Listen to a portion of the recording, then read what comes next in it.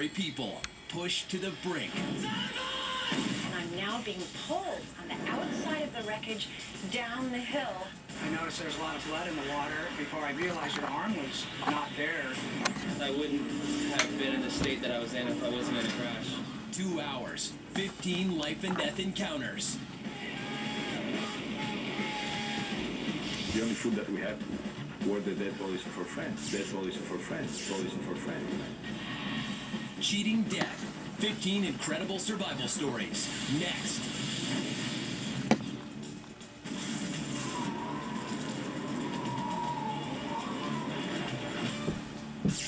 Exhilarating. Amazing. Breathtaking. All these words describe the buzz of skydiving, but when Shayna Richardson's chute didn't open, we called it Incredible Survival Story number 15. And he starts telling me about it and told me how only crazy people jump out of airplanes, and I'm like, well, call me crazy because I think that looks awesome.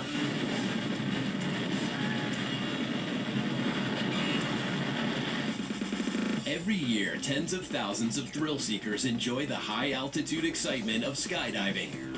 21-year-old Shayna Richardson was one of them. I've done a lot of skydiving for the military, so I've only seen a couple jump accidents, but when they happen, they're of the most serious nature. All right, Shayna, what are you getting ready to do? My first AFF, I was getting ready to do a different kind of jump altogether. This was the first accelerated free fall. I'm going to go up higher and I'm going to deploy my own chute. On October 9th, 2005, in the skies above Siloam Springs, Arkansas, Shayna prepared for her first solo jump. I had the butterflies in my belly like you always do when you're in the airplane, but it was nothing different. Shayna's instructor and boyfriend, Rick West, was also jumping that day. At 11,000 feet, Shayna leapt from the small plane. After a brief free fall, something went horribly wrong. I lost control of the canopy. I heard a really loud snap, and I started spinning. It was every skydiver's worst nightmare. The slider was hung, makes the canopy twisted, and it makes it turn. Simply reaching up, grabbing the other toggle, getting myself straightened out, and landing the parachute. It's that simple. But I didn't realize what my problem was. I was in a horrible state of panic. That noise just made me freeze. Ben Sherwood is the author of The Survivors Club, The Secrets and Science That Could Save Your Life. Conquering your fear and maintaining composure and taking action are very, very hard to do, especially when you're hurtling toward the ground. But that's the difference between life and death.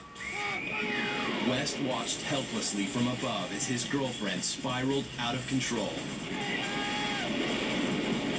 I had a sick feeling, you know. What can I do? What can I do? Oh my God, is this happening? A lot of things had gone through my mind. Panicking, Shayna continued to plummet toward the ground. I was assuming that she was doing 360s trying to get to the ground faster. She was scared, and when she got past me, I started yelling, pump the brakes.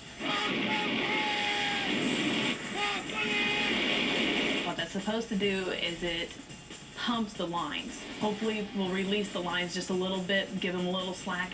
But Shayna didn't pump the brakes. I remember just letting go of the toggles and just saying, okay, God, I guess this is my time to come home. Just please don't make it hurt. Then Shayna blacked out. She has no memory of hitting the ground. At the moment of impact, Shayna was traveling at a speed of 50 miles per hour.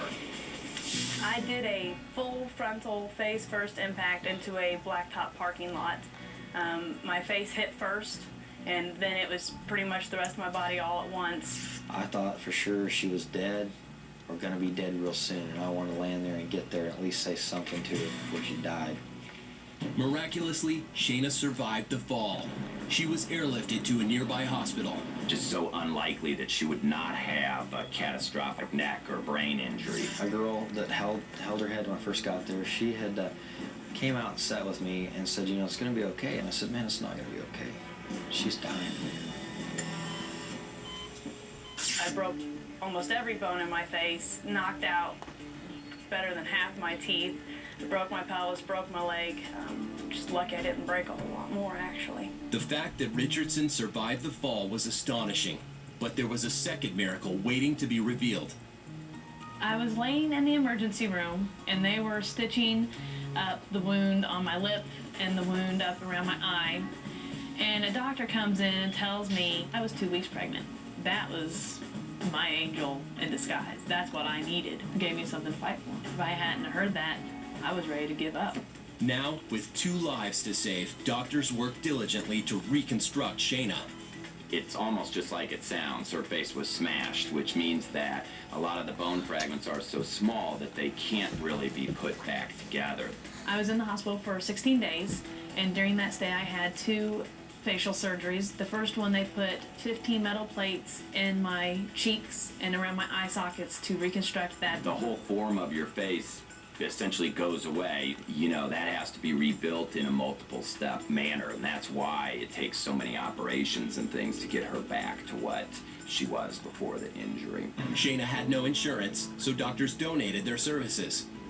She's a lot of fun to be around, has a lot of energy, just a good person, which is kind of why we chose to do this. I just had to smile and say thank you and be very appreciative for what they were doing for me. On June 13th, 2006, 8 months after the devastating accident, Shayna gave birth to a happy, healthy baby boy she and Rick named Tanner. All the drugs and medications that had to have been used, going through the procedures as well as recovering, they could have affected that child. But if you watch that child at all, that's a 100% normal boy. The month after giving birth to her son, Shayna was back skydiving, just to prove she could do it one last time. I went back. I realized that day that I get a much greater rush from my little boy. Pretty much can tell you I probably won't ever go up again.